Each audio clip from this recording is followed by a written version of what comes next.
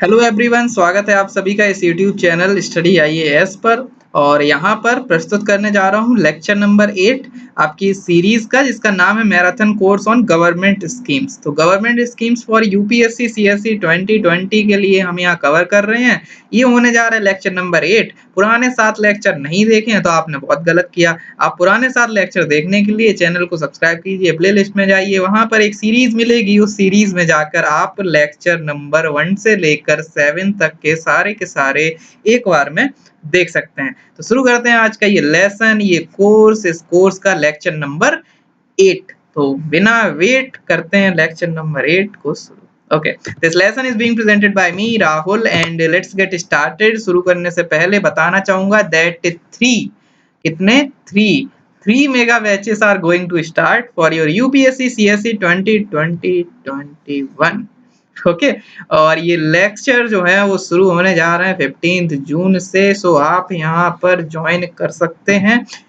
और जो लेक्चर्स या जो सीरीज है, जो 3 बैच हैं, वो आपके अलग अलग कोर्सेज, अलग अलग लैंग्वेज में हैं, जहाँ पर आपको अलग अलग फैकल्टीज मिल रही हैं। तो ये कोर्सेज बाइलिंगुअल हैं, हिंदी में है और इंग्लिश में है। So it will basically help you to ace in a particular direction, to move in a particular direction, to prepare in a particular direction। Okay, तो शुरू करते हैं आज का ये लेसन। शुरू करने से पहले एक डेमो अनअकैडमी के बारे में बताना चाहूंगा कि अनअकैडमी प्लस पर अगर आप सब्सक्रिप्शन ये ले रहे हैं तो आप कैसे इस चीज को कर सकते हैं। आप सिंपली अनअकैडमी ऐप डाउनलोड कर सकते हैं और after downloading the Unacademy app UPSC CSC के कैटेगरी में आप गेट सब्सक्रिप्शन पर क्लिक कर सकते हैं। एंड जैसे ही आप गेट सब्सक्रिप्शन पर क्लिक करोगे आप पहुंच जाओगे इस पर्टिकुलर टैब में।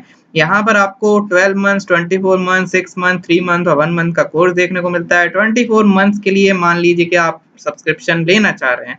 So if you click over here तो यहाँ पर आपको मिलेगा कि आप यहाँ पर एक कोड अप्लाई कर सकते हो। तो कोड मैं आपको बता रहा हूँ, सीक्रेट कोड है स्टडी आईएएस। ठीक है, इस कोड को अप्लाई कर देना, यहाँ पर अप्लाई पे क्लिक कर देना। ये जो 64,000, ये 64,000 है, वो 57600 हो जाएगा। तो 10% ऑफ हो जाएगा। ये सीक्रेट कोड है स्टडी आईएएस। ओके, सो इसको कोड को चुपके से वहां पे डाल देना। अपार्ट फ्रॉम दैट 12 मंथ्स के लिए अगर सब्सक्रिप्शन लेना चाह रहे हो then also you can do the same process, then also you will get the discount. कौन सा कोड है? Study IAS. ठीक है, किसी को बताना नहीं, आराम से वहां पे अप्लाई करना, 10% ऑफ। ठीक है, पूरा पैसा बचा के आराम से पार्टी करना। Okay, apart from that Unacademy UPSC CSC championship 2020 के लिए जो लोग प्रिपेयर कर चुके हो, मॉक टेस्ट दे रहे हो, मॉक टेस्ट में अपनी आपकी प्रिपरेशन की चेकिंग करना चाह रहे हो, तो all India free mock test are available. तो फ्री है, यहाँ कोई आपको कोड वगैरह नहीं मिलेगा क्योंकि यहाँ पर फ्री है। ठीक है, तो वैसे ही कुछ नहीं है। ओके, एनरोल कर सकते हो for free and let's get started. ये मेरे बारे में कुछ छोटकी मुटकी सी डिटेल। बात करते हैं आज के इस लेक्चर की। लेक्चर नंबर है 8, 7 तक के हो चुके हैं तो आप देख सकते हैं। पुरानी मिनिस्ट्रीज भी हो चुकी हैं तो आप देख सकते हैं। आज बात करेंगे लेक्चर नंबर 8 में आपकी अलग अलग मिनिस्ट्रीज की। शुरुआत करते हैं मिनिस्ट्री ऑफ माइनॉरिटी अफेयर्स से। Ministry of minority affairs. ठीक, तो मिनिस्ट्री ऑफ माइनॉरिटी अफेयर्स की यहाँ बात करेंगे।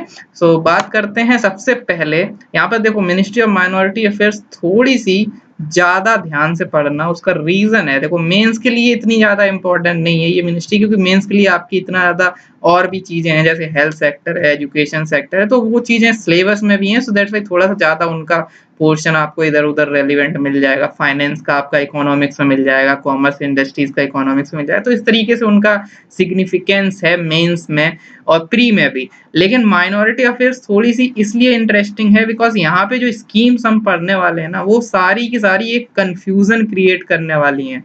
ठीक है, आपको लगेगा कुछ और होगा कुछ और उसी में आपकी लगने और होने के जो बीच में जो गैप होता है, उस गैप में आपके नंबर जो है प्री में कट जाएंगे। तो थोड़ा सा ध्यान रखना, मैं हर स्कीम में आपको बताऊंगा कि कंफ्यूजन कहाँ और कहाँ आ सकता है। ओके, तो शुरू करते हैं। पहली स्कीम नाम है साइबर ग्राम। अब यहाँ पर कंफ्यूजन के चांसेस देखो कैसे कैसे हो सकते हैं। यूपीएससी के पहले यहीं पर डिस्कशन कर लो ताकि फिर बाद में फिर प्रीलिम्स के बाद ना गलती हो। साइबर अगर याद करो तो हमने एक पढ़ा था साइबर स्वच्छता केंद्र, के चेन्नई सुपर किंग्स वाला किस में था? वो था मिनिस्ट्री ऑफ इंफॉर्मेशन टेक्नोलॉजी में, माइटी में। और साइबर सिक्योरिटी अगर ओवरऑल हो तो वो आपका मिनिस्ट्री ऑफ होम अफेयर्स में आता है। और एक स्कीम भी देखी थी cyber security prevention of women and children, तो इस तरीके से साइबर सिक्योरिटी के रेस्पेक्ट में स्कीम भी थी। तो माइटी भी है और एमएचए भी है साइबर के रेस्पेक्ट में, ये दो आपके दिमाग में आ सकती हैं। तो इन दो स्कीम्स को भी अलग अलग डिफरेंशिएट रखना, ठीक। इसके अलावा ग्राम, तो ग्राम में भी आप कंफ्यूज हो जाओगे कि रूरल डेवलपमेंट है या फिर मिनिस्ट्री ऑफ पंचायत है ना, ये सब चीजें हैं। तो इस तरीके से चीजें आपके बहुत सारे, अगर मान लो ये चार में से 3 चीजें ऑप्शन में दे दी गई और एक दे दिया गया मिनिस्ट्री ऑफ माइनॉरिटी, तो आप बहुत से लोग इसको इसी में फिर कंफ्यूज हो जाए अगर पहले से नहीं पता होगा। अगर गैसिंग करोगे ना, एजुकेशनल गैस जो करते हो प्री में, तो उसमें फिर ये वाले क्वेश्चन गलत हो जाते हैं, ठीक है। तो इसलिए ध्यान रखना कि साइबर ग्राम जो है मिनिस्ट्री ऑफ माइनॉरिटी अफेयर्स का है। हैंड ऑन ट्रेनिंग प्रोवाइड करनी है in computers for the students of minority community. तो क्या करना है? ट्रेनिंग देनी है, ठीक है। किसको देनी है? माइनॉरिटी अफेयर्स, माइनॉरिटीज को। किस रेस्पेक्ट में देनी है? कंप्यूटर के रेस्पेक्ट में, ठीक है, क्योंकि तभी तो साइबर आएगा ना, तो साइबर का लिंक कंप्यूटर से हो गया। इसके अलावा यहाँ पे कौन लोग होंगे स्टूडेंट जो रिकॉग्नाइज्ड मदरसा और having no facility of computer education, जहाँ पर कोई एजुकेशन नहीं है कंप्यूटर की, वो लोग वहाँ के स्टूडेंट्स यहाँ पर आ जाएंगे साइबर ग्राम में।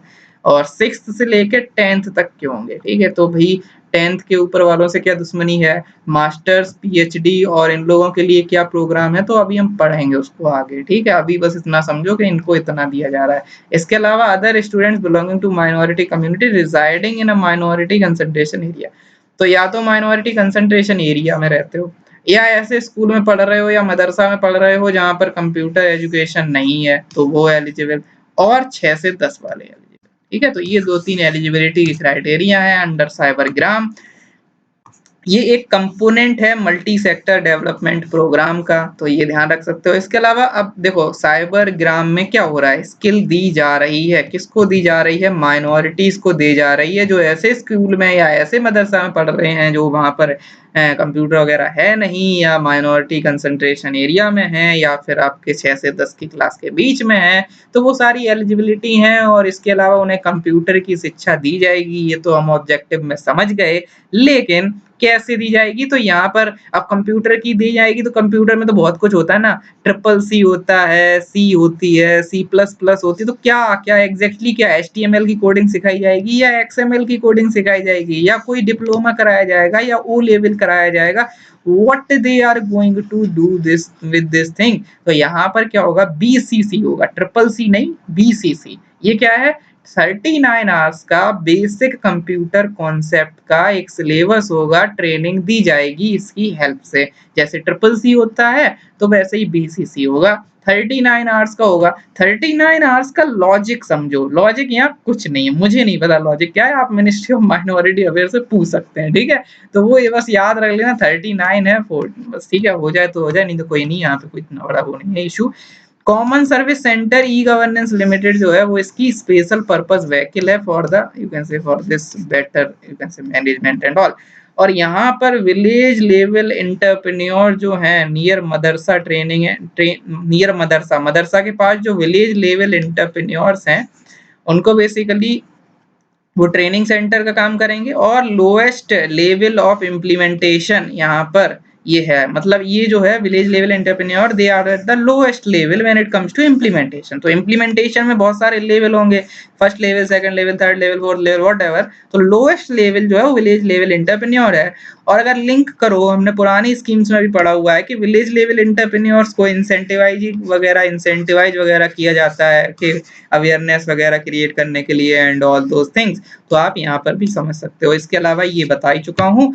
Next we have जियोपार्सी। जियोपार्सी क्या है? जियोपार्सी बेसिकली, जियोपार्सी पारसी के जो पॉपुलेशन है वो डिक्लाइन हो रही है, ठीक है। वैसे इंडिया में हम परेशान, मतलब कहते रहते हैं पॉपुलेशन कंट्रोल करो, लेकिन जियोपार्सी पारसी में पॉपुलेशन डिक्लाइन हो रही है, तो इसलिए यहाँ पर इनकी पॉपुलेशन को राइज करने के लिए, रोकने के लिए नहीं कि डिक्लाइन हो रही तो रोक दो, नहीं, रिवर्स करने के लिए, ये जो डिक्लाइन हो रही है ये इंक्रीज हो, ऐसा कुछ करने के लिए ये स्कीम है जियोपार्सी, ठीक है। और ये जो है यहाँ पर कैसे किया जाएगा, वैसे तो पॉपुलेशन कंट्रोल के लिए तो हमें बहुत सारे मेजर पता है, बढ़ाने के लिए क्या करेगी सरकार, है ना, क्या कर सकती है। तो यहाँ क्या करेगी, साइंटिफिक इंटरवेंशन वगैरह, हेल्थ वगैरह और इनफर्टिलिटी वगैरह जो भी इश्यूज हैं उनको सॉल्व करके यहाँ पॉपुलेशन डेक्लाइन को कंट्रोल या रोकने या रिवर्स करने की बात हो रही है। ये एक सेंटर सेक्टर स्कीम है, ये एक सेंटर सेक्टर स्कीम है, याद रखना। वैसे लॉजिक के लिए याद रख लो, मिनिस्ट्री ऑफ माइनॉरिटी अफेयर्स में सारी की सारी लगभग लगभग से बहुत ज्यादा ही ज्यादा जो भी यहाँ पर हम कवर कर रहे हैं सब कुछ सेंटर सेक्टर की ही है मैक्सिमम, ठीक है। जियोपार्सी पब्लिसिटी फेज 2 लॉन्च हुआ है 2017 में, फेज 1 2013 में हुआ था। इसमें ये कंपोनेंट है, कैसे किया जाएगा, तो ऐसे किया जाएगा, एडवोकेसी की जाएगी, हेल्थ ऑफ कम्युनिटी पर ध्यान दिया जाएगा, मेडिकल असिस्टेंस दिया जाएगा, कॉन्फिडेंशियलिटी रखी जाएगी, this is component, these all are the components of जियोपार्सी। और आउटरीच प्रोग्राम होगा आईईसी, आईईसी यानी इंफॉर्मेशन एजुकेशन कम्युनिकेशन। ये हमने कहीं और पढ़ा था, कहाँ पढ़ा था भाई, स्वच्छ भारत मिशन में। स्वच्छ भारत मिशन में ये एक कंपोनेंट था कि लोगों को इन्फॉर्म करो, एजुकेट करो, कम्युनिकेट करो उनके साथ। इसके अलावा आउटरीच प्रोग्राम, इसी को बोल रहे हो, इसी चीज को, तो आउटरीच प्रोग्राम, ठीक है। तो ये चीज इंपॉर्टेंट है फॉर योर मेंस। मेंस में ये चीजें, ये कीवर्ड्स जो है ये कॉमन रहते हैं किसी भी आंसर के वे फॉरवर्ड में। Information education communication, behavioural change communication, outreach, stakeholder participation, ये चीजें कॉमन होती हैं किसी भी आंसर में। अगर आपको वे फॉरवर्ड देना है तो मैक्सिमम जगह, चाहे वो कुछ भी हो, पॉलिसी कोई भी हो, किसी को भी इम्प्रूव करना हो, you can write this thing. ये जेनेरिक जो मतलब जेनेरिक पॉइंट्स होते हैं वो होते हैं, ठीक है। So you can use these things in your mains. Now we have Nai Roshni. Nai Roshni से बहुत सारी स्कीम है, एक नई है रोशनी, एक नई है उड़ान। तो यहाँ पे हम पढ़ेंगे एक नई रोशनी और एक नई उड़ान। नई रोशनी क्या है, empower and instill confidence among minority women। This is important कि ये माइनॉरिटी वीमेन को कवर कर रही है, उनको एम्पावर किया जाएगा। एम्पावरमेंट में भी कौन सा वाला एम्पावरमेंट, इकोनॉमिक एम्पावरमेंट, ठीक है। पॉलिटिकल एम्पावरमेंट की बात नहीं हो रही है। पॉलिटिकल एम्पावरमेंट क्या होता है, जो पार्लियामेंट में कितनी फीमेल है, कितनी फीमेल पार्टिसिपेशन है, 14% के अराउंड है शायद, ठीक है। 72 या 78 ऐसा कुछ नंबर है जो वहां पे अभी लोकसभा 2019 वाले में है। तो इस तरीके से पॉलिटिकल एम्पावरमेंट, लेकिन ये पॉलिटिकल नहीं है, यहाँ वीमेन माइनॉरिटी कम्युनिटी की जो है उनको एम्पावर किया जाएगा। इकोनॉमिक एम्पावरमेंट की बात हो रही है, ट्रेनी वीमेन की, और जो भी माइनॉरिटी कम्युनिटी है वो तो होगी ही। इसके अलावा non minority women of locality not exceed 25%, वो भी यहाँ इंक्लूड की जा रही हैं। तो लोकेलिटी की नॉन माइनॉरिटी वाली भी, और उसमें भी ऐसा नहीं कि सिर्फ नॉन माइनॉरिटी के चक्कर में सिर्फ मतलब अपर कास्ट भर दो, साथ में रिप्रेजेंटेटिव मिक्स की भी बात हो जाएगी। मतलब वो जो 25% है उसमें भी कंडीशन लगा के SC ST OBCs and all those things. तो इस तरीके से लिया जा रहा है, और लीडरशिप डेवलपमेंट की जा रही है। तो इकोनॉमिक एम्पावरमेंट, लीडरशिप ट्रेनिंग, और यहाँ ट्रेनिंग मॉड्यूल है, इम्प्लीमेंट किया जाएगा NGO के द्वारा। This is important. क्यों भाई ऐसा क्या हो गया, ऐसे कैसे इम्पोर्टेंट, प्रीलिम्स के लिए इम्पोर्टेंट नहीं है कि ये NGO वगैरह आप याद रखो कि NGO आएगा एंड ऑल। आपको सिंपली नई रोशनी किस मिनिस्ट्री में है और ऑब्जेक्टिव क्या है, empowerment, economic empowerment, leadership development training, that's it, हो गया, इतना ही करना है। लेकिन मेंस के लिए थोड़ा सा NGOs वगैरह आपके सिलेबस के इंपॉर्टेंट है GS2 में। तो वहां आप कोई केस स्टडी या कोई कुछ प्रूव करना चाह रहे हो NGO का role in case of development, तो आप you can use this thing कि नई रोशनी में NGO को इवन इम्प्लीमेंटेशन का काम दे दिया जा रहा है। इम्प्लीमेंटेशन एक बड़ा इशू है हमारे कंट्री में, और वो काम NGOs को जब दिया जा रहा है, इट बेसिकली मीन्स कि यहाँ पर एक तरीके का कह सकते हो कोलैबोरेशन। तो आप ऐसी चीजों को यूज कर सकते हो, ठीक है। तो आप कहीं पर किसी का इम्प्लीमेंटेशन लिखते टाइम आप कह सकते हो कि जैसे नई रोशनी को MGO को दे दिया गया, NGO इम्प्लीमेंट कर रहा है, वैसे ही करना चाहिए। And such type of things you can use in your answers mains के लिए स्पेसिफिकली। अब बात करते हैं नई उड़ान की। नई रोशनी पढ़ ली, अब उड़ान से 3 स्कीम है। कौन कौन सी भाई, कौन कौन सी स्कीम है। नई उड़ान, उड़ान से बेसिकली आपको देखने को मिलेंगी बहुत सारी स्कीम्स, जैसे जो हम पढ़ चुके हैं। जैसे उड़ान एक थी आपकी उड़ान एक थी आपकी उड़े देश का आम नागरिक। उड़े देश का आम नागरिक उड़ान, ठीक है। ये थी मिनिस्ट्री ऑफ सिविल एविएशन की, जिसमें रीजनल कनेक्टिविटी थी और सपोर्ट था। सपोर्ट दो तरीकों से था, एक तो सपोर्ट था नॉर्मल, और एक जो भी मतलब अंडर सर्व्ड और अनसर्व्ड एरिया है वहां पे रिवाइवल वगैरह जो भी चीजें हैं वो सब था, ठीक है। और बहुत सारी चीजें थी, हम कवर कर चुके हैं मिनिस्ट्री ऑफ सिविल एविएशन। एक उड़ान आपकी देखने को मिली थी, आपकी एक उड़ान थी, उड़ान गिविंग विंग्स टू गर्ल्स, ठीक है। ये थी आपकी ministry of home resource sorry human resource and development, HRD, यानी यहाँ पर जो एजुकेशन वगैरह है, फीमेल एजुकेशन, फीमेल एम्पावरमेंट, तो उससे रिलेटेड थी। एक उड़ान आपका आ गया था जब हमने बात की थी मिनिस्ट्री ऑफ होम अफेयर्स की, उन्होंने जम्मू कश्मीर में जो स्किल डेवलपमेंट वगैरह जो भटके हुए युवा हैं उनके लिए वो चीज बनाई थी। और एक उड़ान, ये नई उड़ान, ठीक है। तो ऐसे 4-5 जगह उड़ान देखने को मिलेगी, तो इन उड़ानों में कंफ्यूज मत हो जाना। इन उड़ानों को अपने दिमाग की उड़ानों से तकड़ा के याद रखना, ठीक है, ओके।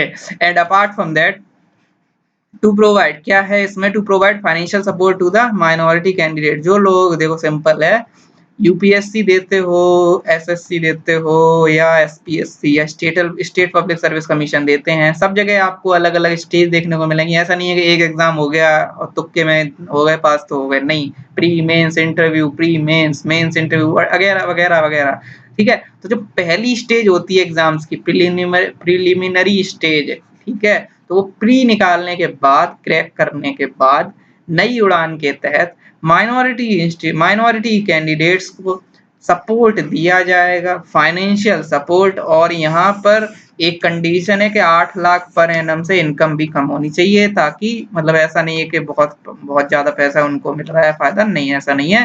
तो 8 लाख पर एनम मतलब जैसे आपकी ईडब्ल्यूएस की है, जैसे आपका ये ओबीसी की क्रीमी लेयर का है 8 लाख, वही चीज यहाँ भी है। इसके अलावा ये भी एक सेंट्रल सेक्टर स्कीम है, ठीक है। So this is it. And apart from that we have Ustad. Ustad आपने सुना होगा, थोड़ा थोड़ा मूवीज वगैरह में उस्ताद वगैरह बोलते हैं। तो उस्ताद इज समथिंग जो है upgrading the skill and training in traditional art craft for development के लिए ट्रेडिशनल आर्ट क्राफ्ट में स्किल और ट्रेनिंग देना है, ठीक है क्या, सिंपल है। जो आर्टिशंस और क्राफ्ट्समैन होते हैं ना, आर्टिशंस और क्राफ्ट्समैन होते हैं, ट्रेनिंग देनी है उनको, ठीक है। तो ना यहाँ वीमेन है, ना यहाँ साइबर ग्राम की तरह बच्चे हैं, यहाँ आर्टिसन और क्राफ्टमैन है। ये एक सेंट्रल सेक्टर स्कीम है, स्किल को अपग्रेड करना है और सर्टिफिकेट डिप्लोमा कोर्सेज उनको देने हैं। और यहाँ पर रिसर्च डेवलपमेंट के लिए उस्ताद अप्रेंटिसशिप यहाँ पे दी जाएगी, और training on the soft skill वगैरह यहाँ पे दी जाएगी, जैसे spoken English, IT will also be provided. और एक फैमिली से एक से ज्यादा मेंबर एलिजिबल है, तो कोई ऐसी कंडीशन नहीं है, ठीक है। सो दिस इज समथिंग जो आपको याद रखना है। देन वी हैव पढ़ो परदेश। तो पढ़ो परदेश यहाँ पर आपको याद रखनी है। पढ़ो परदेश एक तरीके से, एक हमने स्कीम पढ़ी थी, ऐसे चीजों को लिंक कर करके पढ़ो। Study in India, study in India किसकी थी भाई, किसकी थी, मिनिस्ट्री ऑफ एचआरडी की थी। लेकिन उसके साथ में और भी मिनिस्ट्री आ जाती हैं, एमईए और बाकी सारी। उसमें क्या था कि भारत आए लोग पढ़ने, तो ऐसा जो अफ्रीका है या साउथ ईस्ट एशिया है या साउथ एशिया है, अब अमेरिका वाले तो नहीं आएंगे भारत में, तो हमने पहले से, हमें पता है अपनी कैपेसिटी, तो हमने अफ्रीका और वो साउथ, वो सब ये प्रायोरिटी में लिया है, ठीक है। तो स्टडी इन इंडिया थी, बाहर से लोग आए, ये हमारा प्यारा भारत, तो उसमें बाहर से लोग आए। पढ़ो परदेश ये है कि जो बाहर जाते हैं पढ़ने, ठीक है, जो माइनॉरिटी के होते हैं स्पेसिफिकली, उनके लिए स्कीम है कि वो लोग इंटरेस्ट, एजुकेशनल लोन वगैरह लेके अगर बाहर जा रहे हैं, तो उनके लोन पर इंटरेस्ट सब्सिडी, ठीक है। जो मेरिटोरियस स्टूडेंट्स हैं, इकोनॉमिकली वीकर सेक्शन भी है और माइनॉरिटी के भी हैं, अगर 2-3 कंडीशन उनकी हैं, तो इनको better opportunity of higher education abroad के लिए यहाँ पर, और उनकी एम्प्लॉयमेंट वगैरह बनाने के लिए उनको यहाँ पर इंटरेस्ट सब्सिडी दी जाएगी with respect to masters, MPhil, PhD level abroad. अब आप कहोगे कि मैंने बोला था ना कि साइबर ग्राम में 6th से लेके 10th क्लास तक के बच्चे जो ऐसे मदरसा स्कूल में पढ़ते हैं जहाँ कंप्यूटर नहीं है, या आपके माइनॉरिटी कंसंट्रेशन एरियाज वगैरह में हैं, तो उनको बेसिकली कंप्यूटर एजुकेशन में ट्रेनिंग दी जाएगी। बड़े बच्चों के लिए मैंने कहा था अभी बाद में आएगी, तो बड़े बच्चों के लिए ये आ गई आपकी पढ़ो परदेश। Masters, MPhil, PhD level abroad के लिए है। ये भी एक सेंट्रल सेक्टर स्कीम है। So just like other schemes ये भी है। अभी तक कोई भी सेंट्रली स्पॉन्सर्ड नहीं आई है और आएगी भी नहीं। देन वी हैव हमारी धरोहर। हमारी धरोहर, अरे वाह! हमारी धरोहर से, हमें धरोहर से बहुत सारी स्कीम में हम कन्फ्यूज़न हो सकता है। हम देखो हर स्कीम को हम मैं किसी भी स्कीम को ऐसे नहीं पढ़ा रहा हूँ कि एक पढ़ा दी और छोड़ दिया। कहीं नई उड़ान में सारी नई जोड़ दी, जियो पारसी में ऐसा था नहीं पॉसिबल, साइबर ग्राम को मैंने 4 कंडीशन के थ्रू बताया। तो ऐसे मैं कोशिश कर रहा हूँ हर जगह, तो ऐसे ही हमारी धरोहर, यहाँ पे एक और अभी हम पढ़ेंगे, अभी मिनिस्ट्री ऑफ टूरिज्म जब देखेंगे ना, तो अभी देखा नहीं है, जब देखेंगे तो वहाँ एक स्कीम है एडॉप्ट अ हेरिटेज। तो एडॉप्ट अ हेरिटेज के तहत क्या है कि जो जो एंटरप्रेन्योर्स हैं, बड़े-बड़े बिजनेसमैन वगैरह एंड वगैरह हैं, उनको मॉन्यूमेंट मित्र बनाया जाएगा। जैसे हम पढ़ते हैं बैंक मित्रास और जैसे स्वच्छता मित्रा, और अभी हमने ग्राम मित्र पढ़ा था। कहाँ पढ़ा था ग्राम मित्र, बताओ जरा, यही बता दो। चलो ग्राम मित्र कहाँ पढ़ा था? जल क्रांति अभियान के अंदर। अरे भूल गए, भूल गए। जल क्रांति अभियान में 4 कंपोनेंट थे। एक कंपोनेंट ग्राम मित्र का था। ग्राम मित्र और ये जो ग्राम मित्र था, मित्र वहाँ पे जो ग्राम के अंदर बनाए जाएंगे, ठीक है, जहाँ पर वाटर स्कैर्सिटी वगैरह है, नीर नारी और ग्राम मित्र आइडेंटिफाई किए जाएंगे, तो वो मित्र थे। यहाँ मॉन्यूमेंट मित्र बनाए जा रहे हैं। तो ऐसे सारे मित्र याद हो गए हमें, ठीक है। तो मॉन्यूमेंट मित्र क्या है, यहाँ पर एडॉप्ट करेंगे ये लोग किसी हेरिटेज को। जैसे मान लो कोई हेरिटेज साइट है, एडॉप्ट कर लिया। अब एडॉप्ट का मतलब क्या है कि यहाँ पर ये उनका मेंटेनेंस वगैरह देखेंगे, और ये होता है अपनी धरोहर जब आएगी तब हम पढ़ेंगे। लेकिन अपनी धरोहर, एडॉप्ट अ हेरिटेज, अपनी धरोहर अपनी पहचान, ये इसका पूरा नाम है। एडॉप्ट अ हेरिटेज, अपनी धरोहर अपनी पहचान। तो कहीं ना कहीं याद कर लो कि ऐसा वहां पर भी धरोहर आएगा और हमारी धरोहर भी आएगा। तो अपनी धरोहर और हमारी धरोहर में कंफ्यूज मत हो जाना, नहीं तो एग्जाम में धरोहर के 2 नंबर धरे रह जाएंगे, ठीक है। तो ऐसे करके याद रख लो इसको अभी से, ठीक है। ये क्या है, रिच हेरिटेज जो है उनको क्यूरेट करने की बात है। जैसे फॉर एग्जांपल अगर आप मेडिवल इंडियन हिस्ट्री पढ़ो तो आपको जो फोकस है वो मुगल वगैरह पे देखने को मिलता है। जो बाकी जो राजपूत और ये वो चीजें हैं वो सब साइड लाइन हो जाती हैं, ठीक है। मतलब आपको मराठास के बारे में बहुत थोड़ा देखने को मिलेगा, और बाकी जितने भी किंगडम थोड़ा थोड़ा आएगा उनका, बस साइड में कि हाँ इनको हरा दिया, इनको हरा दिया, ज्यादा डिटेल में ऐसा नहीं आएगा। उसका रीजन यही है दैट चीजें जो लिखी हुई हैं, जो सोर्सेज हैं हिस्ट्री के, वो चीजें हमें नहीं देते हैं, ठीक है। So that is the reason, ठीक है। इसका एक अलग प्रोपोगेंडा चलता है। लोग कहते हैं कि लोगों के मन में ये डाउट रहता है, मतलब लोग जो मतलब अल्ट्रा नेशनलिस्ट आजकल बन जाते हैं, तो ऐसा कहना तो नहीं चाहिए, यहाँ पर मैं लेक्चर ले रहा हूँ, बट स्टिल आप समझिए that people have this tendency, और वो लोग ऐसे मतलब सोचते हैं ये चीज, ठीक है, कि पूरा जो है वो एजुकेशन सिस्टम ऐसा है, मुगल वाइज्ड है और बताया नहीं गया कुछ। तो वहां पे मैं यही बोलता हूँ दैट रीजन इज दिस, के वो जो जो चीजें हैं, जो सोर्सेज हैं, वो इस तरीके के बने हुए हैं, सोर्सेज ही नहीं है। और इस वजह से, और दिल्ली का जो अगर सेंटर जहाँ होता है उस पर फोकस ज्यादा होता है, ठीक है। जैसे दिल्ली, अभी जैसे देख लो जो हमारी धरोहर है, अब कोई इंग्लिश मीडियम वाला हो, अगर कोई बेसिकली तमिलनाडु का हो, कोई केरला का हो, तो वो हमारी धरोहर, अपनी धरोहर और इनकी धरोहर और उनकी धरोहर, ये सारे कीवर्ड्स वो कैसे समझेंगे, उनके लिए दिक्कत हो जाएगी ना। तो जो सेंटर में होता है, सेंटर यानी दिल्ली में जो होता है, तो उसको फोकस रखा जाता है, बाकी चीजें साइडलाइन हो जाती हैं। Same goes with Mughal history and all, कि जो जो हमारे पास एविडेंस है वो मुगल्स के हैं, तो बाकी चीजें साइडलाइन हो गई, तो बाकी चीजें क्यूरेट नहीं हो पाई, ठीक है। तो इस वजह से वो चीजें हैं। ऐसा नहीं है कि मतलब सारे लोग बायस थे, किताबें जानबूझ के लिखी गई ऐसी, ऐसा लोग कहते हैं, ठीक है। तो थोड़ा मैंने सोचा अवेयरनेस भी क्रिएट कर दूं। तो यहाँ क्या है, क्यूरेट किया जाएगा जो हेरिटेज वगैरह, जो माइनॉरिटीज की जो हेरिटेज है, माइनॉरिटीज की हेरिटेज को क्यूरेट किया जाएगा इंडियन कल्चर के अंदर, ठीक है। तो जो भी उनकी हेरिटेज वगैरह है, ठीक है, पारसीज का कुछ है, सिख सिख और जो भी कम्युनिटीज हैं, ठीक है, माइनॉरिटीज में, ठीक है, पारसीज हैं और क्रिश्चियनिटी जो भी हैं, ठीक है। तो उनके लिए जो उनका हेरिटेज वगैरह उसको क्यूरेट किया जाएगा। फेलोशिप का भी यहाँ पर सीन है, minority having post graduate with 50% of the marks girls women and girls women candidate belonging to minority community, उन्हें फेलोशिप दी जाएगी। ये भी एक सेंट्रली स्पॉन्सर्ड स्कीम है। और यहाँ क्योंकि देखो कल्चर की बात है, तो कल्चर की साथ में आ जाएगी चीज, ठीक। और इसके अलावा documentation of oral tradition and art forms, तो इनका डॉक्यूमेंटेशन होगा प्लस डिजिटाइजेशन होगा, दोनों चीजें, क्योंकि आज हम 1940s में नहीं है, आज हम डिजिटल एरा में हैं, तो डिजिटल गवर्नेंस है, तो वो भी डिजिटाइज भी किया जाएगा, डॉक्यूमेंटेशन भी किया जाएगा। दिस इज ऑल अबाउट हमारी धरोहर। अब हमारी अगली स्कीम है learn and grow, not learn and grow, learn and earn, ठीक है। लर्न एंड अर्न जो है वो आपकी है कि सीखो और कमाओ, ठीक है, जैसा नाम वैसा काम, सिंपली सेंट्रल सेक्टर स्कीम है। आप इसमें स्किल डेवलपमेंट के ऊपर है इसका फोकस, स्किल सीखिए और कमाइए, ठीक है। पीपीपी बेस्ड स्कीम है और यहाँ एसएचजी क्रिएट किए जाएंगे, important for your mains.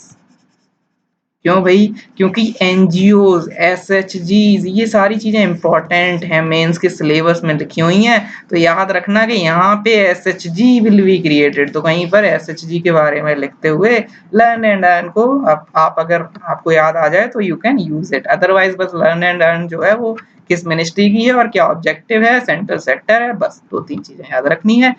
Then we have प्रधानमंत्री जन विकास कार्यक्रम, ठीक।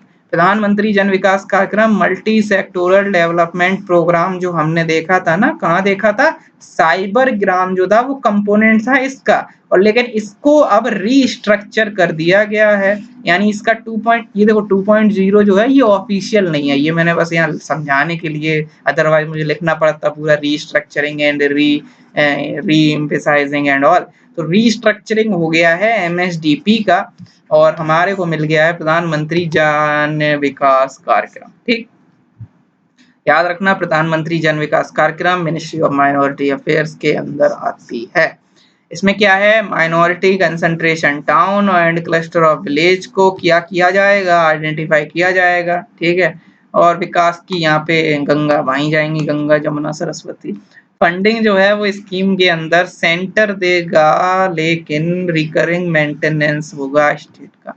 रिमेंबर दिस थिंग, अभी तक जितनी हमने स्कीम पढ़ी थी, चाहे वो हमारी धरोहर हो, चाहे वो आपकी मतलब जो हमने learn and grow, learn and earn वाली हो, या फिर आपकी और भी नई रोशनी, नई मंजिल, नई उड़ान, जो भी स्कीम हमने देखी अभी तक, सारी की सारी सेंट्रल सेक्टर थी, यानी पूरी 100% फंडिंग सेंटर कर रहा था। यहाँ पर भी करेगा, बट जो मेंटेनेंस का काम है वो स्टेट का है। शुरू में तो सेंटर करेगा, लेकिन मेंटेनेंस स्टेट को दिया गया है अंडर प्रधानमंत्री जन विकास कार्यक्रम, ठीक है। और मॉनिटरिंग मैकेनिज्म यहाँ पर रखा गया है, जियो टैगिंग की जाएगी, जैसे हमने देखा था, कब देखा था, प्रधानमंत्री आवास योजना में। प्रधानमंत्री आवास योजना अर्बन और रूरल कहाँ आती थी, मिनिस्ट्री ऑफ अर्बन अफेयर्स में, हाउसिंग एंड अर्बन अफेयर्स और मिनिस्ट्री ऑफ रूरल डेवलपमेंट में। तो वो जो स्कीम्स थी, उन स्कीम्स में भी जियो टैगिंग की जा रही थी मॉनिटरिंग के लिए, सोशल ऑडिट की भी बात हो रही थी, ऐसे ही यहाँ पर भी है, plus public finance management system. तो इसको हमने उन स्कीम्स में हम इसको देखते हैं, यहाँ पर डायरेक्ट बेनिफिट ट्रांसफर वगैरह किया जाता है। तो इस तरीके से आपको चीजें याद रखनी है, मॉनिटरिंग होगा, पब्लिक फाइनेंस मैनेजमेंट होगा, ठीक है। So this is all about ministry of minority. Scheme जितनी थी सारी आपको प्रीलिम्स के लिए याद रखनी है, कि नई उड़ान, नई रोशनी, नई मंजिल जो भी है, तो उन सब चीजों को ध्यान रखना। Now we have ministry of MSMEs. मैं एमएसएमईज मिनिस्ट्री की अब बात करते हैं। ये जो मिनिस्ट्री है इसमें क्या क्या है, सबसे पहली है हनी मिशन। हनी मिशन एक प्रधानमंत्री नरेंद्र मोदी जी ने एक आइडिया दिया था, एक बात कही थी स्वीट रिवॉल्यूशन की, ठीक है। तो उन्होंने ये नारा दिया था स्वीट रिवॉल्यूशन। ये नया नारा है बिकॉज इसके पहले हमने बहुत सारे ग्रीन रिवॉल्यूशन और बहुत सारे रिवॉल्यूशन हमने देखे हुए हैं, ठीक है। ब्लू रिवॉल्यूशन, ऑयल सीड का रिवॉल्यूशन, ठीक है, बहुत रिवॉल्यूशन, ठीक है, पानी हर जगह बहुत सारे रिवॉल्यूशन थे। तो ग्रीन रिवॉल्यूशन, यहाँ पे स्वीट रिवॉल्यूशन की बात है, ठीक है। तो स्वीट रिवॉल्यूशन यहाँ पे केवीआईसी, केवीआईसी क्या होता है, khadi and village industries committee, ठीक है। केवीआईसी है, ये एक body under ministry of MSME, ठीक है। ये बहुत मतलब सारी इम्प्लीमेंटेशन वगैरह बहुत जगह ये देखने को मिलेगा। Khadi and village industrial committee provides bee keeper practical training, तो बी कीपर हैं उनको ट्रेनिंग वगैरह प्रोवाइड की जाती है under honey mission. KVIC being the nodal agency of PMEGP provide loans for, ये लोन वगैरह प्रोवाइड करने का भी काम करता है फॉर द यू कैन से हनी भी, जो भी प्रोसेसिंग, पैकेजिंग और लेबलिंग यूनिट्स फॉर हनी, जो भी यूनिट्स हैं उनमें लेबलिंग और ये वगैरह वगैरह सबके लिए लोन देने का काम केवीआईसी यहाँ पे कर रहा है। इसके अलावा Appiary on wheels was designed by the KVIC for the easy upkeep and migration of B boxes। तो जो बी बॉक्सेस होते हैं, ठीक है, उनके माइग्रेशन के लिए, उनका इजी अपकीपिंग के लिए ये एपायरी ऑन व्हील जो है ये यूज किया जाता है। केवीआईसी इंपॉर्टेंट बॉडी है यहाँ पे। सेम एक और स्कीम है जिसका नाम है zero defect and zero effect scheme, Z ठीक है, तो जेड भी पढ़ सकते हो लेकिन जेड है, ठीक है, जेड स्कीम। ये क्या है, इसमें 50 पैरामीटर्स हैं फॉर जेड रेटिंग और एडिशनल 25 पैरामीटर्स हैं जेड डिफेंस रेटिंग के लिए। इसमें होता क्या है, एमएसएमईज को फाइनेंशियल असिस्टेंस प्रोवाइड किया जाएगा। पुराने वाले में अभी भी किया जा रहा था, ठीक है, पीएमईजीपी के अंडर केवीआईसी कर रहा था, यहाँ पर भी एमएसएमईज को दिया जाएगा। यहाँ जो नोडल एजेंसी है मॉनिटरिंग और इम्प्लीमेंटेशन की वो है क्वालिटी काउंसिल ऑफ इंडिया। तो इसलिए जीरो डिफेक्ट जीरो इफेक्ट, नाम इसका मतलब क्या है, जीरो डिफेक्ट, जो भी एमएसएमई के प्रोडक्ट बन रहे हैं उसमें जीरो डिफेक्ट हो, जीरो इफेक्ट हो। इफेक्ट का मतलब है कि एनवायरनमेंट पे कोई इफेक्ट नहीं होना चाहिए, सस्टेनेबल होना चाहिए प्रोडक्ट, है ना। तो जीरो डिफेक्ट और जीरो इफेक्ट, जीरो डिफेक्ट का मतलब है कि खराब नहीं होना चाहिए चीज, जो है उसकी क्वालिटी अच्छी होनी चाहिए। That's why quality council of India is under this thing. तो जीरो डिफेक्ट और जीरो इफेक्ट, तो एनवायरनमेंट की क्वालिटी भी हो, मतलब इफेक्ट ऑन सोसाइटी और इफेक्ट ऑन कंज्यूमर दोनों पर फोकस है। जीरो डिफेक्ट का मतलब क्या है कि फोकस जो कंज्यूमर को क्वालिटी मिले, और इफेक्ट का मतलब क्या है कि सोसाइटी को एट अ लार्ज, एक सोसाइटी को एक क्या मिले, क्वालिटी मिले। तो इसीलिए क्वालिटी काउंसिल ऑफ इंडिया, कि क्वालिटी मिलनी चाहिए, सोसाइटी को क्वालिटी मिलनी चाहिए कि एनवायरनमेंट पर कोई फर्क नहीं पड़े, और कंज्यूमर को, जब कंज्यूमर हो तो उसे डिफेक्ट नहीं मिलना चाहिए, क्वालिटी मिलनी चाहिए। तो that's why quality council of India है, और पैरामीटर्स और रेटिंग वगैरह है इसके पर्टिकुलर स्कीम के अंदर। More than 22,288 MSMEs have registered under this. तो आप बेसिकली बस इतना याद रख सकते हो कि क्वालिटी और ये सब चीजें यहाँ पर मेंटेन की जाती हैं, कंज्यूमर के लिए अच्छा प्रोडक्ट हो, प्लस एनवायरनमेंट वगैरह की सस्टेनेबिलिटी भी यहाँ पर फोकस में है, और एमएसएमईज को फाइनेंशियल असिस्टेंस दिया जाएगा। देन वी हैव सोलर चरखा मिशन। याद रखना, सोलर समझ के ministry of new and renewable energy में जाके टिक मत कर देना, याद रखना। सोलर चरखा मिशन जो है वो मिनिस्ट्री ऑफ एमएसएमईज का पार्ट है। Basically inclusive growth by generation of employment women और youth and sustainable development through solar charkha. देखो, एक तो सोलर चरखा से क्या होगा, सस्टेनेबल डेवलपमेंट होगा, और साथ ही साथ रूरल एरिया में इंक्लूसिव ग्रोथ, यानी जो वीमेन है, चिल्ड्रन है, यूथ है, तो इन सबको लेकर, ठीक है, यहाँ पे ग्रोथ, सोलर चरखा मिशन। और बूस्ट रूरल इकोनॉमी भी जब ऐसा होगा, सोलर चरखा होगा तो चरखे पे काम होगा, चरखे पे काम होगा तो फिर एक तरीके का एम्प्लॉयमेंट जनरेशन हो रहा है, इंक्लूसिव हो रहा है वो भी साथ में, तो ये सब हो रहा है। तो इस वजह से रूरल इकोनॉमी जो है वो बूस्ट करेगी। और leverage low cost innovative technology, तो लो कॉस्ट इनोवेटिव टेक्नोलॉजी को लेवरेज या यूज करने की भी बात है, ठीक है। तो ये सोलर चरखा मिशन। एक है scheme of fund for regeneration of traditional, ठीक है, जो ट्रेडिशन वगैरह है उसकी फंड है, scheme of fund for regeneration, ठीक है। तो जो ट्रेडिशनल चीजें हैं, जो एमएसएमईज की हम बात कर रहे हैं ना, तो इस वजह से एमएसएमईज के अंदर स्फूर्ति है। तो ये चीज ध्यान रखना कि स्फूर्ति किस मिनिस्ट्री के अंदर आती है, तो मिनिस्ट्री ऑफ, आपकी जो मिनिस्ट्री है इस पर्टिकुलर चीज की, स्फूर्ति जो है वो मिनिस्ट्री ऑफ कौन है, एमएसएमई। ये याद रखना कि टी से याद रखना, स्फूर्ति का टी यानी ट्रेडिशनल, ट्रेडिशनल का मतलब एमएसएमई की जो चीजें होती हैं, याद रखना स्फूर्ति है। तो हमने और भी देखा है, जैसे समाधान, समाधान जो था वो कहाँ था, समाधान आपका फार्मा समाधान था, डिपार्टमेंट ऑफ फार्मास्यूटिकल और मिनिस्ट्री ऑफ फार्मा जो हमने पढ़ी हुई है, ministry of pharma, ministry of pharma consumer के, मिनिस्ट्री ऑफ जो डिपार्टमेंट ऑफ फार्मास्यूटिकल हमने देखा हुआ था, तो वहां पर हमने देखा था ये चीज, ठीक है, समझ आ गया। Ministry of chemical and fertiliser के अंदर डिपार्टमेंट ऑफ फार्मा में हमने फार्मा समाधान देखा था, जहाँ पे फार्मा से रिलेटेड कोई ग्रीवेंस आते हैं तो वहां, तो समाधान, स्फूर्ति, स्ट्राइव, संपदा, इन सब चीजों का ध्यान रखिएगा ताकि आपके एग्जाम में चीजों में कंफ्यूजन ना हो। Apart from that we have PM employment generation programme. We have Pradhan Mantri employment generation. अब एम्प्लॉयमेंट जनरेशन है, एम्प्लॉयमेंट या रोजगार प्रोत्साहन नहीं है। When it comes to employment generation, तो वहां पर आपको देखने को मिलता है दैट ये जो है ये एम्प्लॉयमेंट जनरेशन है, एम्प्लॉयमेंट जनरेशन है, ना कि एम्प्लॉयमेंट यू कैन से प्रोत्साहन, या प्रोत्साहन की बात नहीं है। प्रोत्साहन जो रोजगार प्रोत्साहन है वो हम कल देखे थे, कल या पिछले परसों लेसन में। एम्प्लॉयमेंट जनरेशन की बात है, एम्प्लॉयमेंट को जनरेट करना है। तो ये ध्यान रखना कि मिनिस्ट्रीज कौन सी है, ठीक है। To generate employment opportunity in rural as well as urban areas 18 और 18 प्लस और minimal qualification of passing 8th standard is necessary. तो दिस इज समथिंग जो यहाँ इंपॉर्टेंट है कि क्वालिफिकेशन है 8th स्टैंडर्ड पास होना।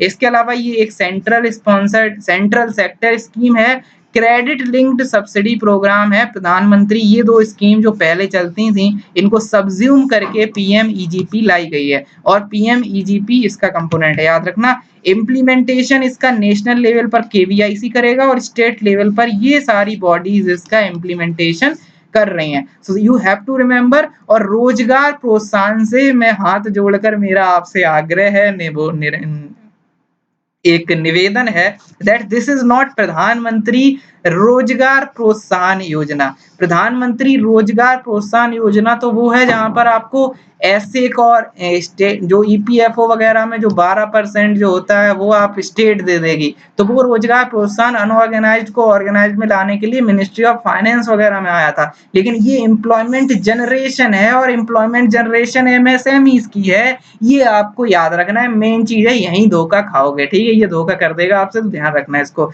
Next we have ministry of new and renewable energy. Ministry of new and renewable energy we have MNRE.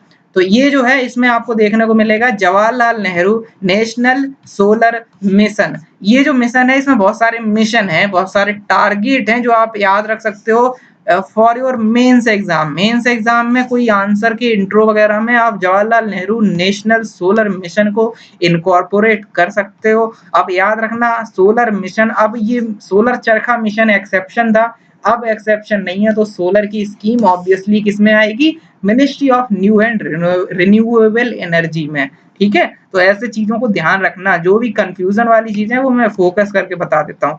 To establish India as a global leader in solar energy by creating policy condition and all those things. तो policy condition कैसे आएंगी, जब target बना दिए जाएंगे। तो यहाँ बहुत सारे टारगेट हैं। 100 गीगावाट का टारगेट बाय 2022, जो आपने देखा है 175 गीगावाट हो गया ना। 175 गीगावाट में 100 प्लस 60 प्लस 10 प्लस 5 ऐसे करके है ना। तो वो जो चीज है 100 गीगावाट 175, उसमें से 100 क्या है सोलर का, पहले ये 20 था, ठीक है। पहले ये 20 था, अब ये 100 है। तो ये पहला टारगेट है। 40 गीगावाट रूफटॉप और 60 gigawatt large and medium scale grid connectivity solar power project. तो आपको ये चीज ध्यान रखनी है कि 40 गीगावाट रूफटॉप, ठीक है। तो अभी बेसिकली एक सोलर एक इंडेक्स भी आया था कि रूफटॉप सोलर वाला एक इंडेक्स भी आया था रिसेंटली न्यूज में। तो आप ऐसे लिंक कर सकते हो कि रूफटॉप वाली चीजें इंपॉर्टेंट क्यों है, बिकॉज 40 गीगावाट रूफटॉप से लाना है। रूफटॉप का मतलब कि रूफ के छत के ऊपर कोई सोलर हमने सोलर पैनल वगैरह लगा के, ठीक है। इसके अलावा एक सरल इंडेक्स था उसका नाम, ठीक है, याद रखना। सरल इंडेक्स यहाँ मेंशन एक साथ रख सकते हो। तो सरल इंडेक्स के बैकग्राउंड में ये चीज आ जाएगी, ठीक है। So you can just link like this, ठीक है। सोलर रूफटॉप अट्रैक्टिवनेस और वो सब एक इंडेक्स आया था, तो आप लिंक कर सकते हो। To promote programme for off grid applications reaching 200 megawatt by 2022। तो जो ऑफ ग्रिड एप्लीकेशन है वो 200 मेगावाट ले जाने हैं by 2022, including 20 million solar lightning system, ठीक है। जो ऑफ ग्रिड एप्लीकेशन है उनको बढ़ाना है। Achieve 20 million square solar thermal collector area. तो एरिया जो है इसको इतना करना है, ठीक है। और जो कलेक्टर एरिया है, जो थर्मल कलेक्टर एरिया है उसको इतना करना है 20 मिलियन, ठीक है। तो ये सारी चीजें याद रखना। और 20 मिलियन सोलर लाइटनिंग सिस्टम, ये चीजें भी यहाँ पर हैं, ठीक है। तो 20 million solar lightning, 20 million square solar thermal collective area, ठीक है। टारगेट सब 2022 तक के हैं, ठीक है। मिशन के इसके अलावा 3 फेज हैं, 1, 2 एंड 3। थर्ड फेज चल रहा है। फंडिंग जो है वो गवर्नमेंट करेगी बाइलेटरल और इंटरनेशनल डोनर्स के के साथ यहाँ अप्रोच भी कर सकती है, और also they can also the green climate fund, ठीक है। तो ये फंडिंग के ऑप्शंस हैं। देन वी हैव गवर्नमेंट में अप्रोच बायलैटरल, तो ये सेम चीज है, ठीक है। So this is the thing जो आपको याद रखनी है, okay. And apart from that we have scheme for development of solar park, a park and ultra mega park project. तो वही है कि हाँ, सोलर इन जनरेशन वगैरह पे फोकस है। तो ऐसे हम यहाँ पर एक हमें हिंट मिल गई कि कौन कौन सी हमने पार्क से रिलेटेड स्कीम पढ़ी थी। हमने एक मेडिकल डिवाइसेस पार्क पढ़ा था, मेडिकल डिवाइसेस पार्क। कहाँ आया था भाई, ये कहाँ आया था, ये आया था आपका ministry of chemical fertiliser and pharmaceutical के डिपार्टमेंट ऑफ फार्मास्यूटिकल में, केमिकल्स एंड फर्टिलाइजर्स के अंदर, ministry of chemicals and fertilisers, ठीक है। इसके अलावा हमने पढ़ा था you can say bulk drug park, ये कहाँ आया था, ये भी सेम मिनिस्ट्री है, ministry of this chemicals and fertilisers and chemicals, तो इसका भी डिपार्टमेंट ऑफ फार्मा, ये भी डिपार्टमेंट ऑफ फार्मा। इसके अलावा हमने इसी में देखा था प्लास्टिक पार्क, तो ये इसी मिनिस्ट्री का same ministry of chemical and fertiliser के डिपार्टमेंट ऑफ केमिकल्स, वो सॉरी पेट्रोकेमिकल्स में, केमिकल्स पेट्रोकेमिकल्स, तो ये उसमें आया था, ठीक है। तो ये हो गया ये वाला। इसके अलावा हमने सॉफ्टवेयर टेक्नोलॉजी पार्क स्कीम भी देखी थी। तो सॉफ्टवेयर टेक्नोलॉजी पार्क किसमें आई थी, माइटी, ये आपकी थी इसमें, ठीक है, माइटी के अंदर। और एक हमने एक और स्कीम देखी थी, एक देखी थी आपकी जो BPO scheme, BPO promotion scheme, उसमें एक बॉडी और है, एक बॉडी और एक सोसाइटी और है, जिसका नाम है सॉफ्टवेयर टेक्नोलॉजी पार्क इनिशिएटिव, ठीक है, या सॉफ्टवेयर टेक्नोलॉजी पार्क ऑर्गेनाइजेशन, इस तरीके की एक बॉडी है, institute, software technology park institute. और ये बॉडी इस इंडियन ये जो इंडियन बीपीओ प्रमोशन स्कीम है माइटी की, उसको बेसिकली इंप्लीमेंट करने का काम इस वाले पार्क का है, ठीक है। लेकिन ये एक बॉडी है, ये सारी स्कीम्स हैं, ठीक है। ऐसे ही एक नॉर्थ ईस्ट की मिनिस्ट्री जो है, ministry of development of north eastern region, वहां पे आपको बम्बू पार्क देखने को मिल रहा है। तो ऐसे बहुत सारे पार्क, बहुत सारी चीजें हमने देखी हैं, ठीक है, सॉफ्टवेयर टेक्नोलॉजी से रिलेटेड और बाकी सारी चीजें, तो आप ऐसे लिंक कर सकते हो। ऐसे ही सोलर पार्क और ultra mega park are under ministry of new and renewable energy, ठीक है। तो ध्यान रखना, ठीक है, सोलर से रिलेटेड सब चीजें एमएनआरई की होंगी एक्सेप्ट सोलर चरखा मिशन, तो ऐसे याद रखना, प्लस ये चीज ध्यान रखना। So I am trying to give you the maximum benefit of this course, यही इसका उद्देश्य है, ओके। नाउ अटल ज्योति योजना, तो ज्योति फिर से आ गई है, मैंने बहुत बार बताया, मैंने पहले ही बताया, लेट मी रिपीट, ज्योति से हमें बहुत सारी स्कीम पढ़नी है, ठीक है। जैसे प्रधानमंत्री जीवन ज्योति बीमा योजना, जीवन ज्योति, जीवन की ज्योति अगर बुझ जाएगी तो आपको बीमा का पैसा मिल जाएगा। ये कहाँ आई थी, मिनिस्ट्री ऑफ फाइनेंस के अंदर, डिपार्टमेंट ऑफ फाइनेंशियल सर्विस के अंदर, ठीक है। तो ये मिनिस्ट्री ऑफ फाइनेंस की एक इंश्योरेंस स्कीम थी, बीमा स्कीम थी, ठीक है, समझ में आ गया। एक और स्कीम थी दीनदयाल उपाध्याय ग्राम ज्योति योजना, जो अभी क्या चल रही है, सहज बिजली हर घर योजना, सौभाग्य के पहले क्या थी, ये वाली चलती थी, दीनदयाल उपाध्याय ग्राम ज्योति योजना, जो विलेज इलेक्ट्रिफिकेशन की बात की थी इसने। इसके अलावा और कहाँ कहाँ ज्योति आई है, एक अटल ज्योति योजना अभी पढ़ रहे हैं, ये हम अभी पढ़ लेंगे, अटल ज्योति योजना अजय। और एक ज्योति बची हुई है जो हम अगले लेक्चर में मोस्ट प्रोबेबली पढ़ेंगे, या अगले के अगले में पढ़ेंगे, विज्ञान ज्योति।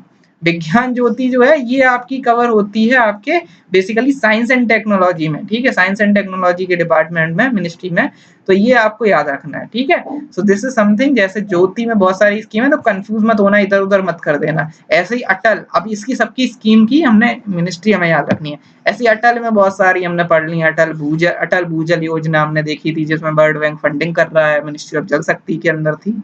इसके अलावा हमने अटल पेंशन योजना देखी थी, मिनिस्ट्री ऑफ फाइनेंस में, और ये एक और है अटल। तो ऐसे करके आप स्कीम्स को अलग अलग आइडेंटिफाई करके याद हो जाएंगी अगर लेक्चर मेरे सारे देख लोगे, मैं यहाँ पर कोशिश कर रहा हूँ वही, ओके। नाउ अटल ज्योति योजना क्या है, सोलर स्ट्रीट लाइटनिंग सिस्टम लगाने की पब्लिक यूज के लिए। तो स्ट्रीट लाइटनिंग प्रोजेक्ट, ठीक है, तो स्ट्रीट लाइटनिंग जो है वो प्रोवाइड करने की बात है। और ये एक सब स्कीम है under off grid and decentralised solar power application, thermal power application जो भी है, तो इसकी एक ऑफ ग्रिड स्कीम है। और energy efficiency service limited is the implementation agency of this particular scheme. Sir ma'am, तो आपको ये याद रखना है, energy efficiency service limited. Energy efficiency service limited ये क्या है भाई, ये कौन सी खेत की मूली है? ये बेसिकली एक पीएसयू है। ये पीएसयू है, ये चार बड़ी बड़ी अलग अलग नाम की पीएसयू को जोड़कर बनाया गया है। उन चारों के नाम आप कमेंट सेक्शन में मेरे को बताओगे। क्यों आप क्यों नहीं बता रहे? क्योंकि हम नहीं बता रहे, क्योंकि हम नहीं बताना चाह रहे। तो आप पता कीजिए एनर्जी एफिशिएंसी सर्विस लिमिटेड के अंदर क्या क्या छोटी छोटी सी पीएसयूज हैं। ठीक है, ये पीएसयू नॉर्मल नहीं है, लेकिन ये इस स्कीम को इम्प्लीमेंट वगैरह कराने के लिए इसको और कुछ और भी इसके इनिशिएटिव हैं। ठीक है, ईईएसएल के कुछ और भी इनिशिएटिव हैं, जैसे एयर कंडीशनर रेटिंग वगैरह एंड वगैरह। ठीक है, कूलिंग रेटिंग, इस तरीके के इनके इनिशिएटिव हैं। ठीक है, स्ट्रीट लाइटनिंग प्रोजेक्ट भी इन्हीं का है। तो ये अटल ज्योति योजना ये स्ट्रीट लाइटनिंग से ही रिलेटेड है।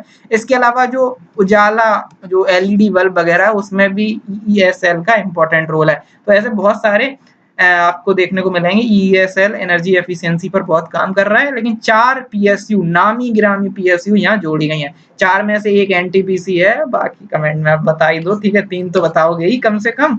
Okay, then we have cover rural semi urban, ये एरिया कवर करती है। ठीक है, इसके अलावा फंडिंग जो है वो 75% मिनिस्ट्री देगी सेंटर वाली, बाकी जो है MP LAD ULB fund, urban local body का फंड, यानी पंचायत फंड और म्युनिसिपल फंड और वगैरह वगैरह। और एमपी लेड तो आपको पता ही है, लेकिन इस साल अब ये 2 साल तक नहीं मिलेगा, बिकॉज कोविड-19 में ये फंड जो है ट्रांसफर कर दिया गया है कोविड-19 से लड़ाई में। ठीक है, ये एमपी लेड क्या है? ये आपका लोकल एरिया डेवलपमेंट फंड है, जो हर एमपी को 5 करोड़ दिए जाते हैं। ठीक है, पर ईयर आपके एरिया में डेवलपमेंट कराने के लिए। ठीक है, जो भी उनकी कॉन्स्टिट्यूएंसी है। और ये ministry of statistics and programme implementation के अंदर स्कीम है एमपी लेड। ठीक है, तो 75% यहाँ से आएगा, बाकी बचा हुआ यहाँ से आएगा। तो यहाँ देख रहे हो कहाँ पे आ गए, नेशनल से आएगा, फिर डायरेक्ट लोकल से आ रहा है। स्टेट का रोल कट हो गया, स्टेट का पत्ता साफ हो गया। तो ऐसे लिंक कर सकते हो। Training programme for maintenance and protection, तो ये भी यहाँ पर है कि मेंटेनेंस और प्रोटेक्शन के लिए ट्रेनिंग प्रोग्राम भी है। इसके अलावा डेवलपमेंट ऑफ कौन सी सिटी? स्मार्ट सिटी नहीं है यार, सोलर सिटी है। Development of solar city, development of solar city scheme to promote the use of renewable energy in urban areas by providing support to municipal corporation। ठीक है, simple है। Renewable energy solar city में क्या होगा? Solar city में यही तो होगा कि यूज करो रिन्यूएबल एनर्जी। जैसे स्मार्ट सिटीज में क्या होता है कि स्मार्ट सॉल्यूशन लेकर आएंगे हम हर चीज का, ऐसे ही यहाँ क्या करेंगे? सोलर सॉल्यूशन लेकर आएंगे, है ना। सोलर सॉल्यूशन मतलब रिन्यूएबल एनर्जी अर्बन एरियाज में सपोर्ट किया जाएगा म्युनिसिपल कॉर्पोरेशन को। ठीक है, ये चीज ध्यान रखना, बस इतना ही आपको इसमें याद रखना है कि ये कौन सी मिनिस्ट्री है वो आप याद रखिएगा। सोलर चरखा एक्सेप्शन था, बाकी सारे सोलर एमएनआरई में ही हैं, याद रखना इसको। सोलर चरखा कहाँ एक्सेप्शन था? वो दूसरी मिनिस्ट्री में था, इसलिए। इसके अलावा we have Surya Mitra skill development programme, not important but very important for your, you can say, जो आपको मैं कहता हूँ ना याद रखो बेटा, याद रखो, उसके लिए बहुत इंपॉर्टेंट है। क्यों भाई, ऐसा क्यों कह रहे हैं आज? क्योंकि याद करो, स्किल डेवलपमेंट की बात हो रही है और सूर्य मित्र की बात हो रही है। तो सूर्य मित्र की वजह से हमें सोलर मिल गया, और सोलर की वजह से हम पहुंच गए कि हाँ भाई चलो ठीक है, ये है ministry of new and renewable energy. ठीक, समझ में आ गया, याद रख लेंगे, चलो ठीक है। स्किल डेवलपमेंट मैंने बोला था, याद करो, इसको याद करवाता हूँ। स्किल डेवलपमेंट चलो हमने देखा है, जैसे कि स्किल डेवलपमेंट के लिए तो अलग से मिनिस्ट्री बनी हुई है, ministry of skill development and entrepreneurship. लेकिन अगर वो स्किल डेवलपमेंट प्रवासी कौशल विकास में आ जाए, प्रवासी कौशल विकास योजना, प्रधानमंत्री कौशल विकास योजना तो स्किल डेवलपमेंट की है, लेकिन अगर हम प्रवासी कौशल विकास योजना कर दें, प्रवासी लोगों के लिए, जो प्रवासी है मतलब जो फॉरेन में चले गए हैं, प्रवासी है, ठीक है, जो एनआरआईज वगैरह हैं, उनके लिए अगर स्किल की बात होगी तो वो प्रवासी वाली स्किल डेवलपमेंट में नहीं आएगी, वो मिनिस्ट्री ऑफ एक्सटर्नल अफेयर्स में आएगी और वो चीज वहां चली जाएगी। बट द थिंग इज कि उसका इम्प्लीमेंटेशन एनएसडीसी ही करता है और जो national skill development framework quality framework है उसी के आधार पर होता है। पहली चीज याद रखो। दूसरी स्किल की हमने जैसे फॉर एग्जांपल आप याद करो ministry of environment forest and climate change के अंदर आई एक स्कीम आई थी, ग्रीन स्किल डेवलपमेंट, ठीक है। तो वहां पे भी स्किल डेवलपमेंट तो था लेकिन क्योंकि वो ग्रीन स्किल था तो इसलिए वो मिनिस्ट्री ऑफ एनवायरनमेंट में पहुंच गई, बट स्टिल वहां पर इम्प्लीमेंटेशन एनएसडीसी को दिया गया। लेकिन सूर्य मित्र स्किल डेवलपमेंट प्रोग्राम में स्किल तो है लेकिन सूर्य मित्र की वजह से ये स्कीम आ जाएगी ministry of new and renewable energy के अंदर, बट इस बार एनएसडीसी का पत्ता साफ हो गया। एनएसडीसी ने कह दिया यार बार बार नाम किसी और मिनिस्ट्री में हम काम करने जा रहे हैं, हमें सेक्रेटेरिएट से उधर जाना पड़ता है या हमें ट्रेवल करना पड़ता है, हम पे ना हो पाएगा। तो इसलिए सूर्य मित्र स्कीम के अंदर एनएसडीसी नहीं है, एनआईएसई है, national institute of solar energy. National institute of solar energy is the implementing agency of this particular scheme. थोड़ा सा प्रीलिम्स फैक्ट है जो आप याद रख सकते हैं। वैसे स्किल डेवलपमेंट में एनएसडीसी का ही एक दबदबा था लेकिन अब वो दबदबा खत्म हो गया इसमें, ठीक है। और काम क्या है, सिंपल है, स्किल डेवलपमेंट करना है विद रिस्पेक्ट टू आपका सूर्य मित्र मतलब सोलर एनर्जी मतलब कि लोग जो है वो एम्प्लॉयमेंट उनकी जनरेशन वगैरह हो, स्किल है उनके अंदर किसके रेस्पेक्ट में, सूर्य मतलब जो सोलर पावर प्लांट में मतलब उसको कैसे बनाते हैं या उससे रिलेटेड जो स्किल वगैरह है वो लानी है। रूरल एंड अर्बन यूथ यहाँ पे जिन पांच कितने हैं ये 50,000 solar photovoltaic techniques will be train, ठीक है। तो ये रूरल एंड अर्बन यूथ को यहाँ पे ट्रेनिंग वगैरह दी जाएगी विद रेस्पेक्ट टू दिस, ठीक है। यानी ऐसा नहीं कि मोबाइल के बारे में सिखाया जाएगा, सोलर एनर्जी के जो फोटोवोल्टिक टेक्निक्स वगैरह है उनको यहाँ पे किया जाएगा। और क्वालिफिकेशन जो इसमें आपको अगर स्किल डेवलपमेंट लेनी है तो यहाँ आईटीआई और डिप्लोमा होना चाहिए। इंजीनियर्स के लिए नहीं है, क्यों इंजीनियर्स के लिए क्यों नहीं है, क्योंकि मतलब ऐसा माना जाता है ना कि इंजीनियर थोड़े बहुत, वो बात अलग है कि आजकल कोई नहीं पूछता लेकिन बट स्टिल, ठीक है। कोई जज्बाती मत होना है ऐसा क्यों कह दिया, हम भी इंजीनियर बैठे हुए हैं इधर, तो आप बस ऐसे कोई पर्सनली नहीं लेना कि इंजीनियर्स को कुछ नहीं होता, लेकिन बट स्टिल वो चीजें आज नहीं रही, लेकिन गवर्नमेंट उसी माइंड सेट के साथ है। शायद इसलिए कि जो सेक्रेटरीज होते हैं वो अभी पुराने एज के होंगे तो उन्हें लग रहा होगा इंजीनियर बहुत ज्यादा खुश है दुनिया में, ठीक है। तो ऐसे आप याद रख सकते हो कि इंजीनियर्स यहाँ पे नहीं है, वो नहीं है, डिप्लोमा और ये वाले आईटीआई वाले जो होते हैं जिनको टेक्निक डायरेक्ट जो काम करते हैं, ठीक है। Then we have green energy corridor project, ठीक है। तो ये क्या है, ये evacuation and integration of renewable energy जो कॉरिडोर हैं, जो ट्रांसपोर्ट वगैरह कॉरिडोर हैं, तो वहां पे ग्रीन एनर्जी है। It is a grid connected network for transmission of renewable energy produce from various renewable energy projects. तो ग्रिड है ये बेसिकली, ऐसा नहीं कि मतलब ट्रांसपोर्ट जो है वो एनर्जी का ही है, रिन्यूएबल एनर्जी, ऐसा नहीं कि रोड पे ट्रांसपोर्ट कर रहे हो, है ना, मतलब रोड में कुछ ग्रीन एनर्जी बना रहे हो, नहीं नहीं वो नहीं है, ठीक है, ऐसा नहीं है, ठीक है।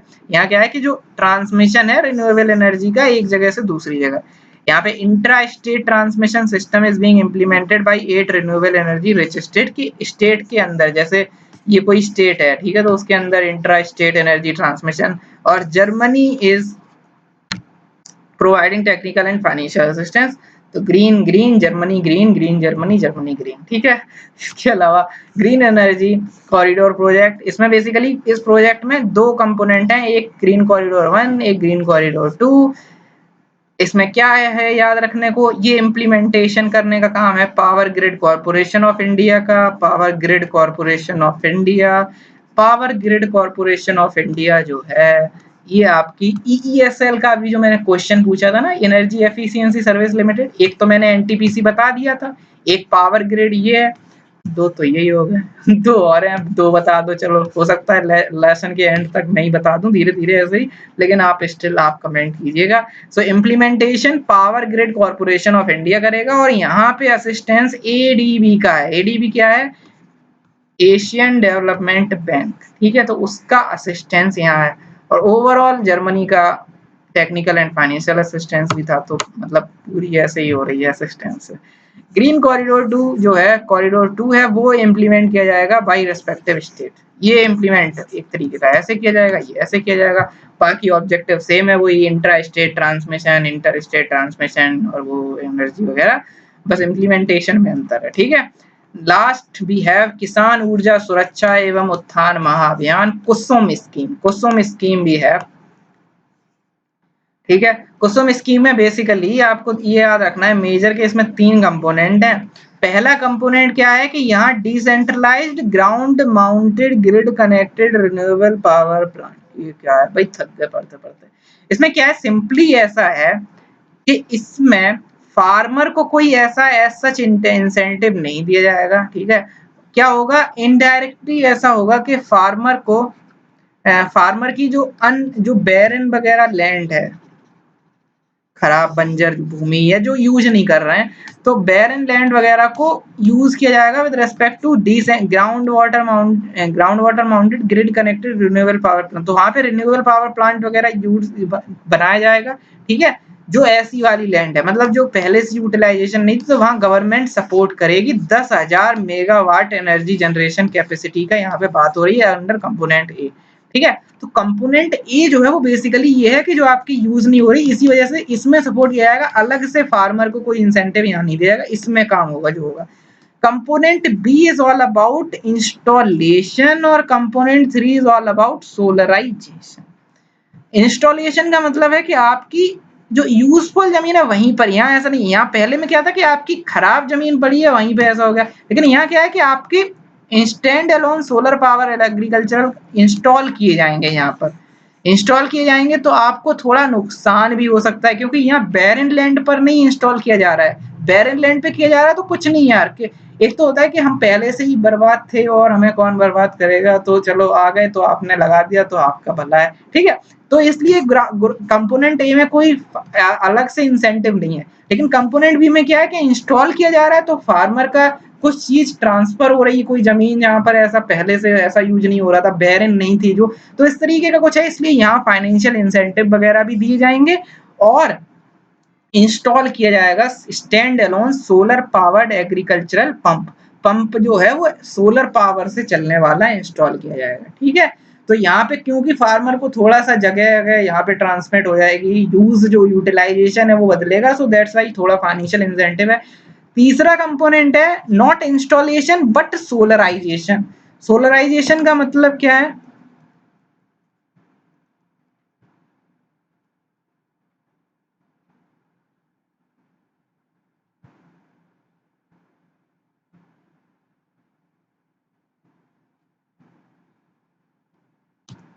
ओके सो सोलराइजेशन का मतलब क्या है, सोलराइजेशन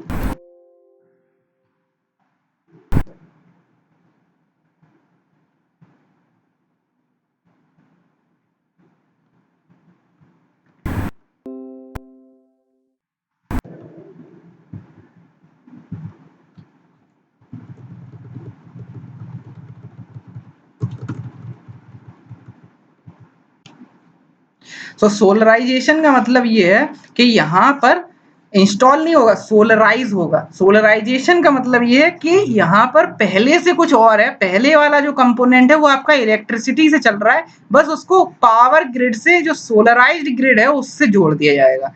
ठीक है। तो उसको सोलराइज कर दिया जाएगा, मतलब पहले से हमारा पंप लगा था, उस पंप को पावर ग्रिड से जोड़ के, ग्रिड कनेक्टेड सोलर से जोड़ के सोलराइज कर दिया जाएगा। यहाँ नया इंस्टॉल होगा और यहाँ जो ग्राउंड माउंटेड, यहाँ क्या है कि जो बैरन लैंड वगैरह है उसमें नया लगाया जाएगा, मतलब उसमें यूटिलाइज होगा। तो इस वजह से, क्योंकि पहले से जमीन बेकार ही थी, हमारा वैसे ही बर्बाद लगा हुआ था। ठीक है। तो उसमें कोई फाइनेंशियल इंसेंटिव नहीं है, यहाँ अलग से इंसेंटिव है और यहाँ पर ऐसा अलग है। तो ये जो चीजें हैं, तो इससे अल्टीमेटली क्या होगा, बहुत सारे फायदे होंगे। हम सोलराइजेशन कर रहे हैं तो हम बेसिकली आपका जो 175 गीगावाट का टारगेट मान लो, या जवाहरलाल नेहरू नेशनल जो सोलर रिन्यूएबल मिशन वगैरह है वहाँ का 100 गीगावाट का टारगेट, तो हम उसको भी अचीव कर पाएंगे। फार्मर की इनकम को भी डबल कर पाएंगे, एनवायरमेंट पॉल्यूशन से भी लड़ पाएंगे, तो बहुत सारे फायदे हैं। ओके।